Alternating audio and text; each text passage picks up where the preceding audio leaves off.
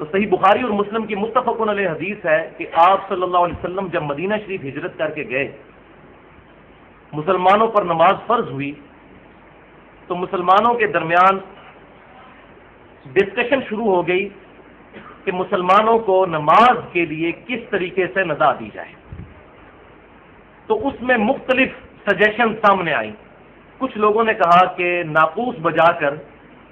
نماز کے لیے متوجہ مسلمانوں کو کیا جائے، تو آپ صلی اللہ علیہ وسلم نے فرمایا کہ یہ تو نصارہ یعنی عیسائیوں کا طریقہ ہے۔ پھر کچھ اصحاب نے کہا کہ بغل بجایا جائے، تو آپ صلی اللہ علیہ وسلم نے فرمایا کہ یہ یہودیوں کا طریقہ ہے۔ پھر کچھ نے کہا کہ اونچی جگہ پر آگ روشن کر کے صحابہ کرام علیہم رضوان کو مطلع کیا جائے نماز سے متعلق، تو آپ صلی اللہ علیہ وسلم نے فرمایا یہ مجوسیوں کا طریقہ ہے۔ پھر آپ صلی اللہ علیہ وسلم نے اذان کے الفاظ تعلیم فرمائے۔ ایک دوسری روایت میں آتا ہے کہ ایک صحابی کو خواب کے ذریعے یہ کلمات بتائے گئے، تو آپ صلی اللہ علیہ وسلم نے ان کو انڈورس فرمایا، اس کی توثیق فرما دی۔ لہذا اذان جو ہے یہ اب شعائر اسلام میں سے ہے، اسلام کی نشانیوں میں سے ایک نشانی ہے اذان۔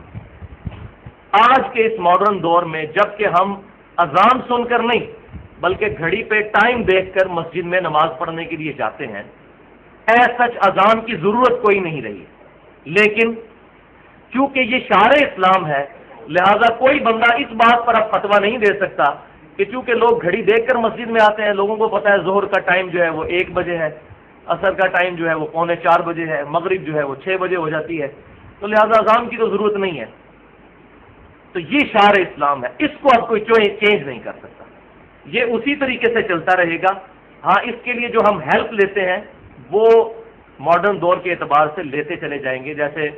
نماز کے ٹائم کو فکس کرنا، ظاہر ہے صحابہ کرام کے زمانے میں تو یہ نہیں تھی چیز، لیکن بعد میں الحمدللہ امت نے اس پر اجماع کیا ہے کہ اذان کے بعد نماز کے ٹائم کو کسی خاص ٹائم پر فکس کر لیا جائے، یہ کوئی بدعت نہیں ہے، اس پہ امت نے اجماع کیا ہے۔